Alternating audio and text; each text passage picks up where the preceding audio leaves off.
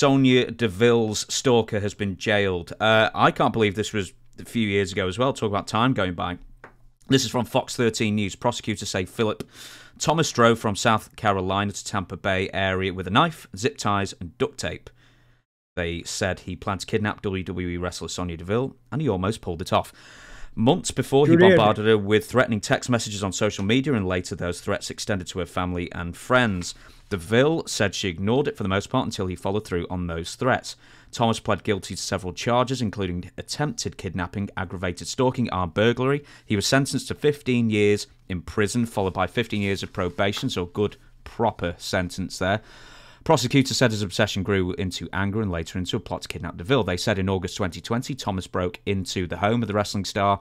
Home surveillance cameras showed DeVille checking the sliding door after an alarm system was triggered.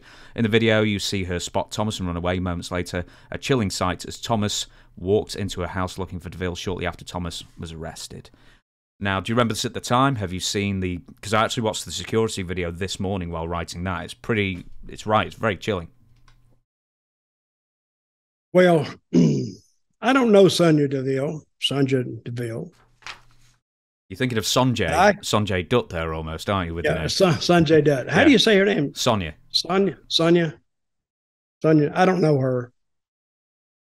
But I do, I can say that what a chilling, like you called it chilling, video that would be, because if he'd have got in that house, he's got some serious issues. And I'm glad they put him in prison. I don't think maybe if he got 14 years. No, 15. This is in full 15. This is in Florida.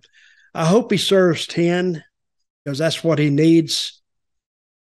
Because, and I have gotten into arguments about this, about people have a perverted sense, not a perverted, but rehabilitation versus punishment. I don't think it's that. I think we need to take this guy off the street because he's a threat to everybody else. So let the prison be a deterrent from him getting out and doing it again. Now, why he did this, he has to have some serious mental issues.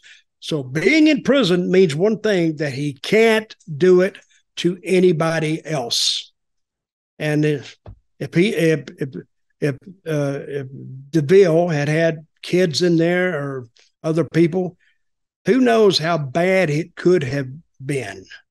He could have went in there. He could have killed people. He could have killed her. But and I think it's a proper sentence. Like as you said, I think he may have needed a little bit more. But that's where I kind of disagree with the court system.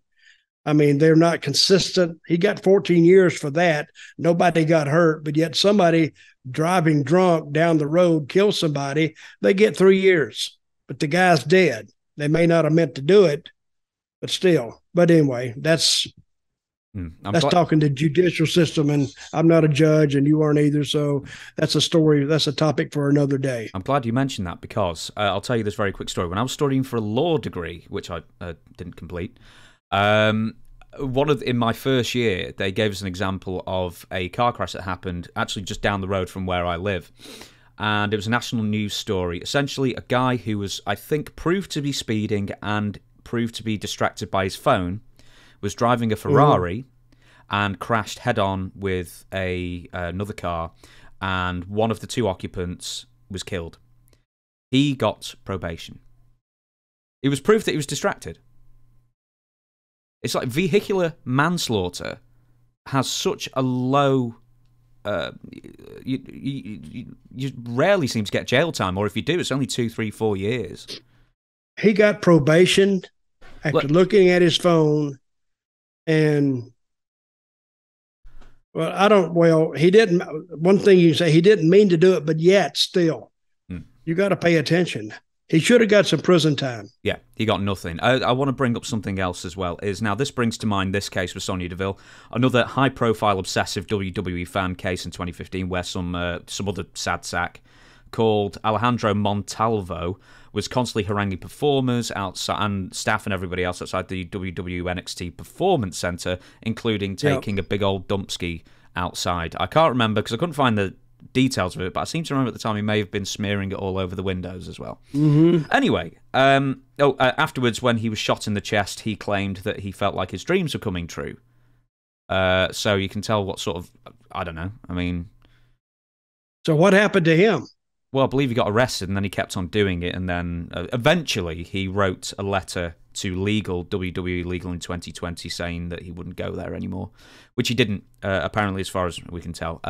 But that leads me to my next question is, you've been a regional, national, and international well-known figure over the course of your career. Have you ever had any fans, nothing like this, I'm sure, but like stalk you or pester you or just keep following you around or make you uncomfortable, anything like that? I have. They didn't really make me that uncomfortable, but they would always be at certain places. What makes me uncomfortable is when you don't know they're there. Then they're...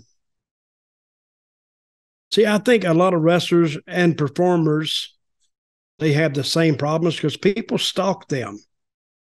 And they come around where they're staying and in their hotel rooms and leave notes on their cars or their vehicles and show up in the oddest places, like if they go into eat in a restaurant and you look over there, there's a person standing in the corner. I've had it happen to me, but so I had it happen to me one time, so I just shot the guy. Did you make his dreams come true? Yeah, and I said, here, but I shot him in the knee. I didn't shoot him to really hurt him. I just shot him in the knee, and I says, maybe you've learned your lesson. And so I did like my own self, I just judged him and sentenced him and penalized him all at the same time. Yeah. You probably did make it. But I shot him with like a little 22. It's like an accelerated BB gun, but he got the point. Yeah.